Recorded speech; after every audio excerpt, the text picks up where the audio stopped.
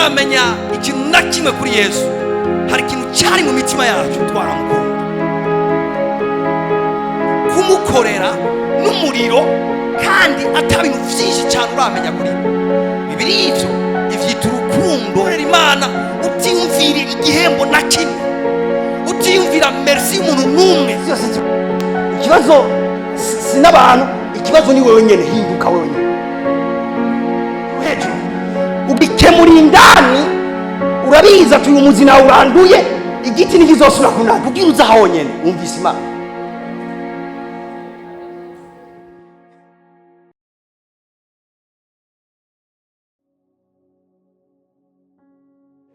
Nagomera kubwira information nziza, unezerewe Imana iraryoherwa.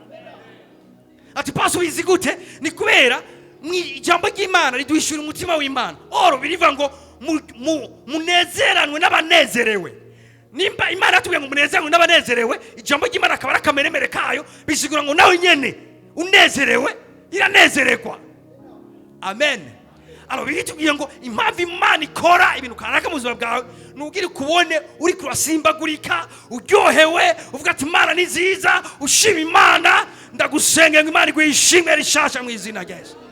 Imana isuye kukubona unezerewe mu ngoro yayo, ikibona ushima Imana mu ngoro yayo, ikibona uvuga ati wow, Imana ni nziza.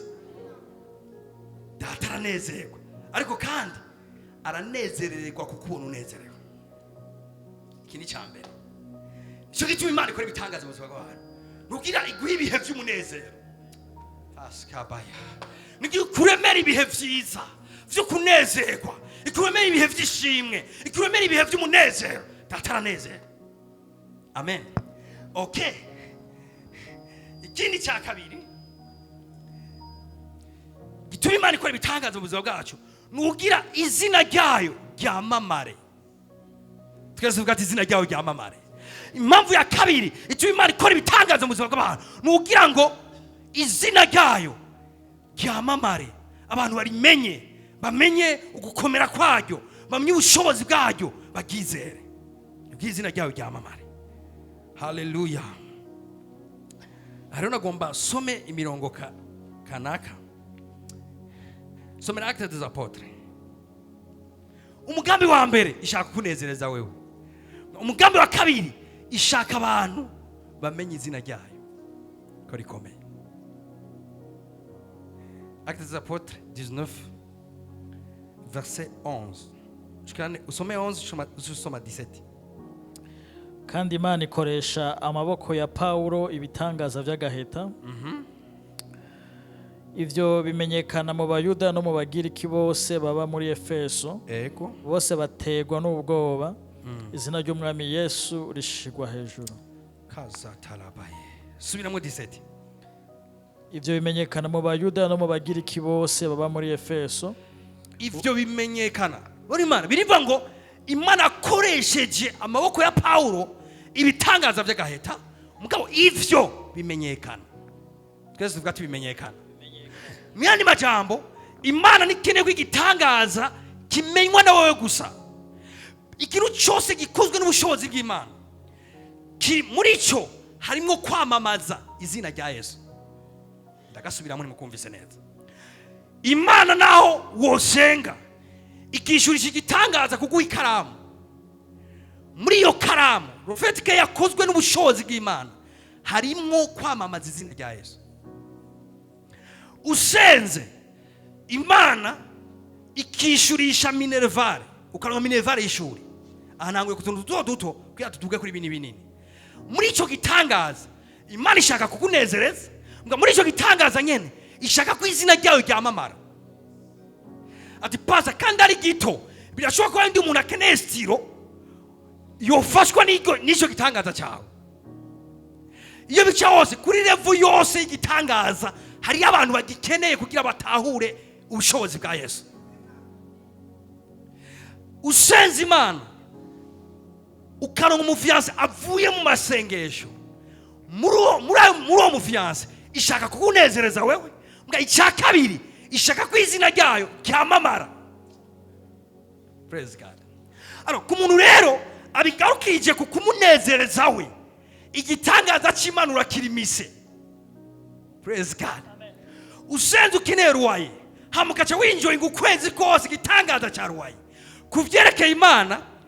Icyo gitangaza nivyo icyambere ashaka kunezererwa, mbwa yanashaka muri ico akarigomba ko mwumva muri ico gitangaza nyene harimo ubushobozi bwo gukwegera amahanga kuri Kristo, harimo ubushobozi bwo gutuma amahanga yizera Kristo. Dusa ikibazo rero cyo kutigishwa, umuntu yakira igitangaza aca cyakira akaca kinezererwa akaca cinjoyinga akagarukiza ngaho. Turimise umuhora, twugaye umuhora ukomeye w'Imana wo gukwegera abantu kuri Kristo no kubabwira ko Imana ikomeye biciye muri icyo gitangaza Imana yakoze. Icyo ndiko ndagerageza rero kuzamura ngaha nuko atagitangaza na kimwe Imana yakura mu buzima bwawe hama ngo kibike muri karne hamuhore.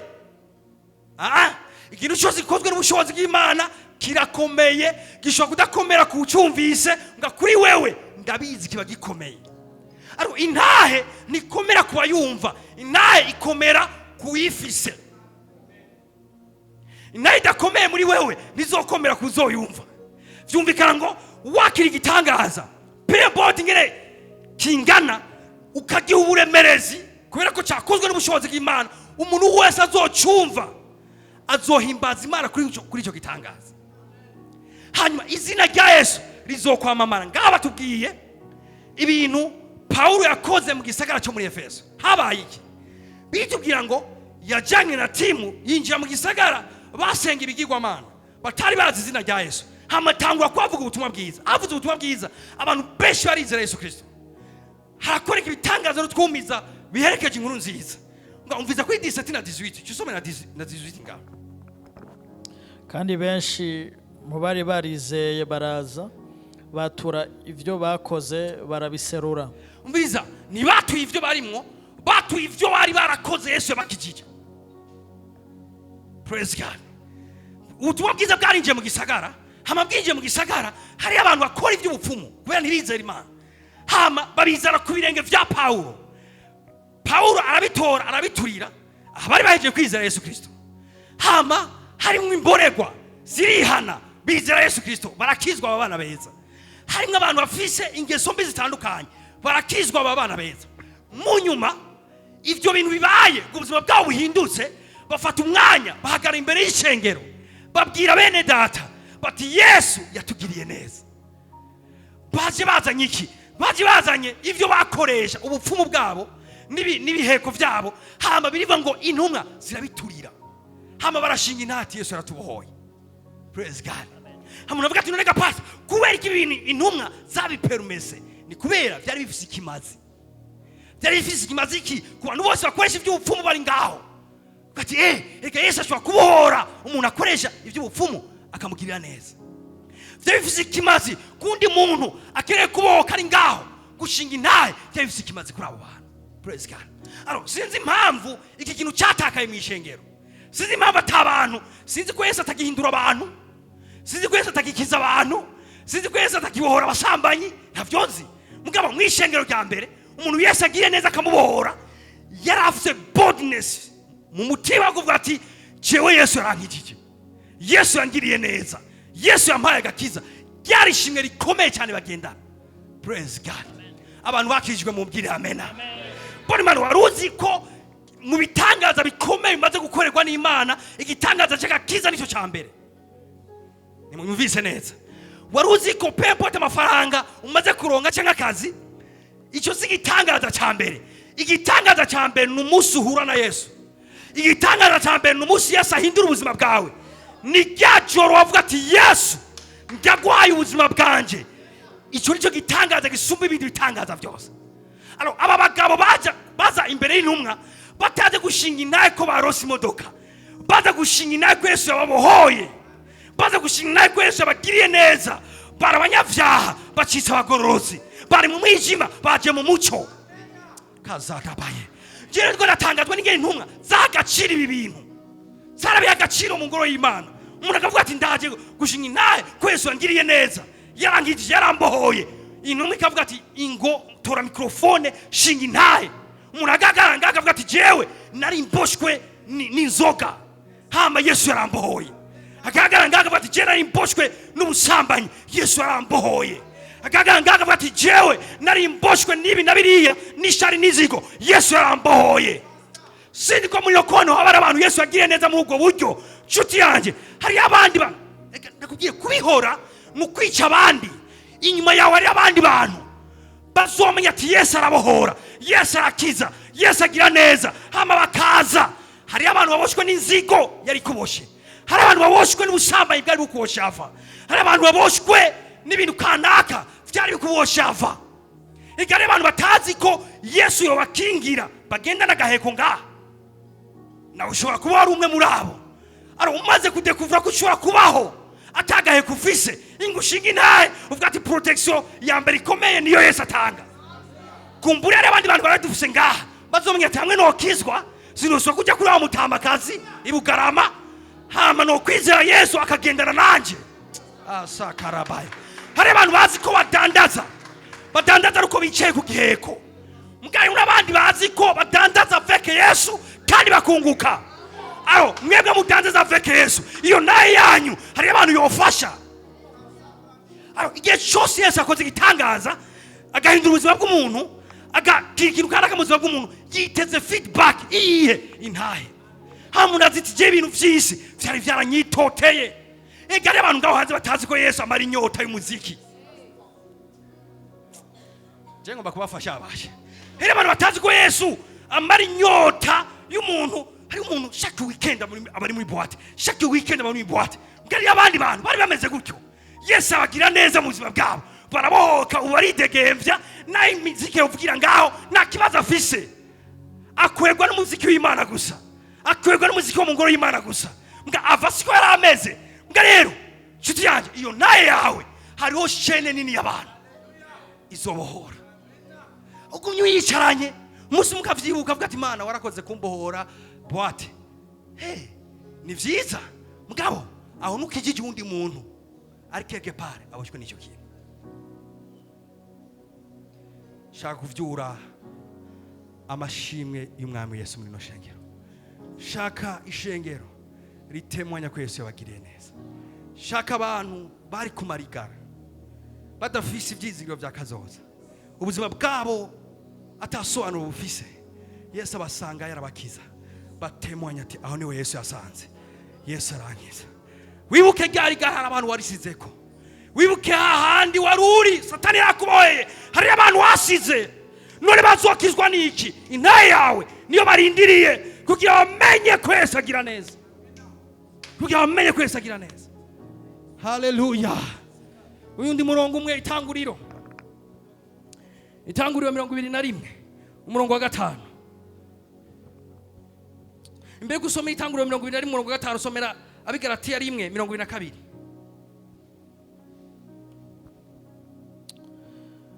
Abo mashengero y'Iyudaya Ego yo muri Kristo ntibari bwankubita ijisho. Uyu yari Paulo ariko aravuga. Mumwibuke Paulo background yiwe, reka ndayibibutse neza. Paulo imbere yuko yitwa Paulo yari Sauli, hama yari umugabo afite ishaka ryinshi cyane ryo kurwanya Kristo, ryo kurwanya umubiri wa Kristo, ryo kurwanya ishengero. Ahaguruka n'inkomezi nyinshi birivuga ngo yava mu gisagara mu kindi afite ifuwe rikomeye cyane ryo guhama ishengero. Bari Imana, hari abantu rero bakizwa muri ubwo buryo. Amen.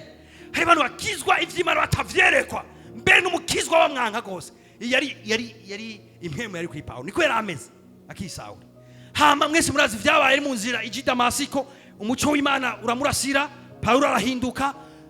Paulo ahindutse, umviriza rero ngaha yari karatembera amashengero ashinga intahe ya Kristo avuga ibyo Yesu yamukoreye. Umviriza ariko araza rero mu ishengero y'Igalatiya, umviriza ibintu yavuze ngaha. Abo mashengero y'Iyudaya yo muri Kristo ntibari bwankubita ijisho. Umviriza bari bamukubita ijisho, bari bamuzi gusa nka Sauli ahama ishengero. Amen. Uwo batari bwakubita ijisho ni Paulo yahindutse. Mga Sauli wo ahama ishengero bari bamuzi.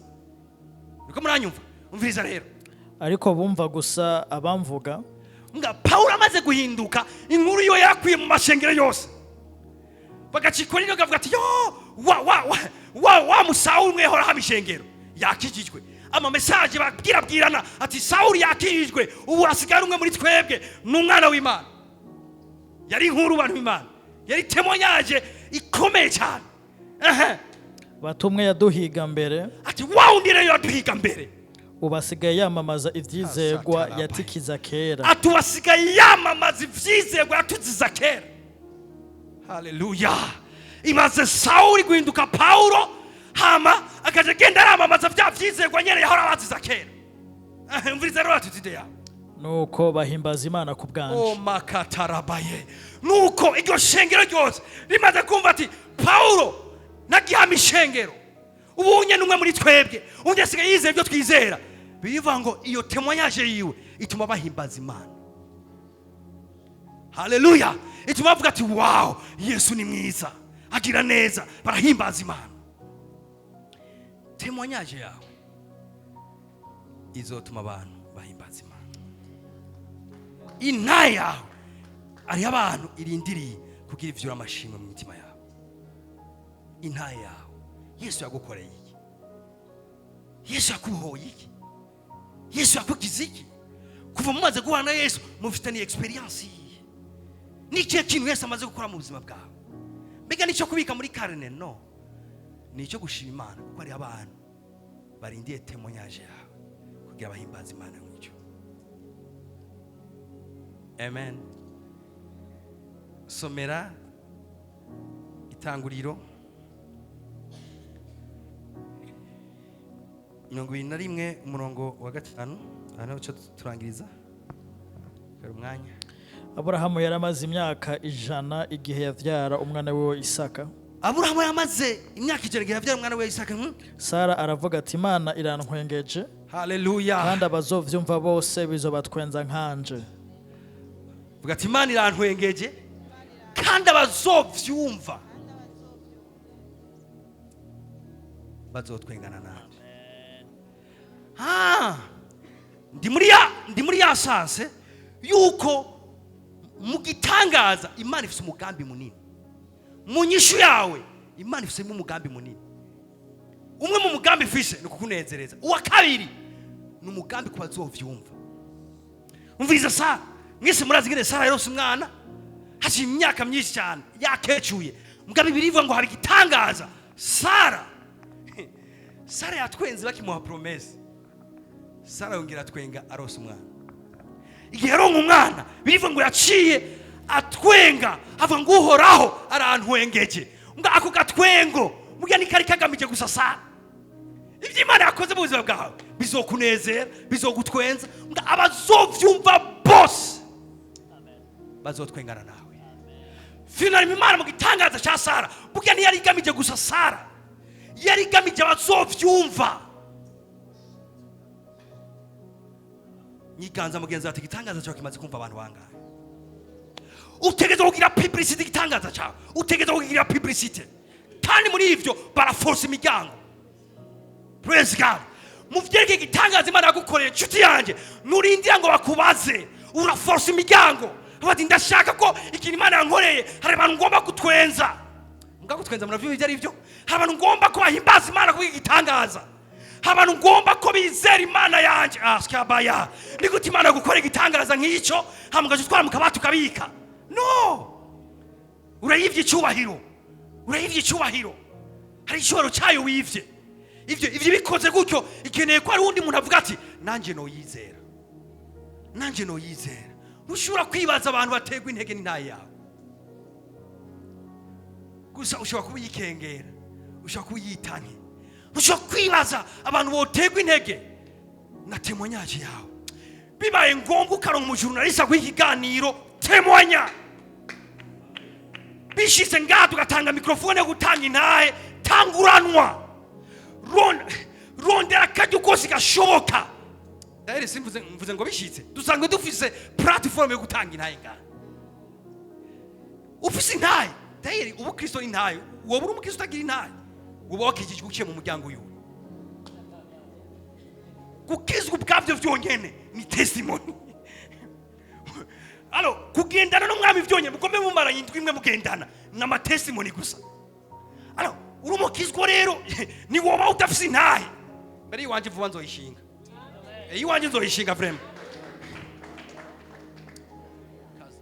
vuga ati ndashinga intahe kandi birivuga ngo bamuneshejeje amaraso yawe mwagaze no gushinga intahe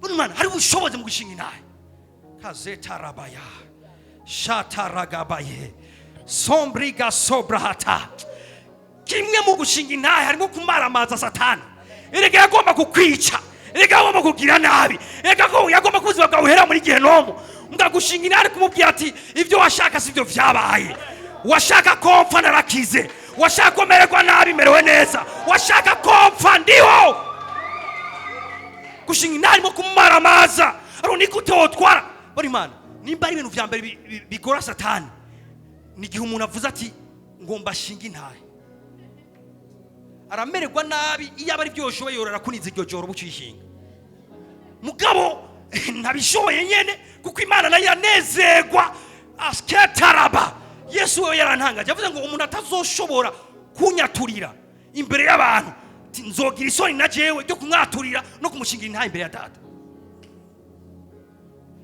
Praise God. Udashoboye gutemwanya ko Yesu yakubohoye ushoboye kuvuga iki mu buzima bw'Kristo? Nta kimwe ufise nta ntawe ufise.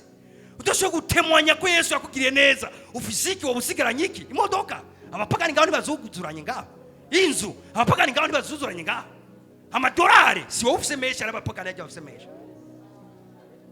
Udashoboye gutemwanya ko Yesu yakugiriye neza udafise intahe y'agakiza kawe ufise iki mu buzima bw'Kristo? Ikintu dufise abandi badafise nuko Yesu yahindi ubuzima bwacu. Taso bisigaye byose bizokogera ngaho. Haleluya. Ndashinga intahe ko Yesu reka tubivuga ko ari umwizigi w'umwami wacu, bivuga ku kazi, bivuga ku ishure, bivuga aho ukora, bivuga muri quartier wirigwamwo. Shinga intahe ko Yesu ari umwizigirwa.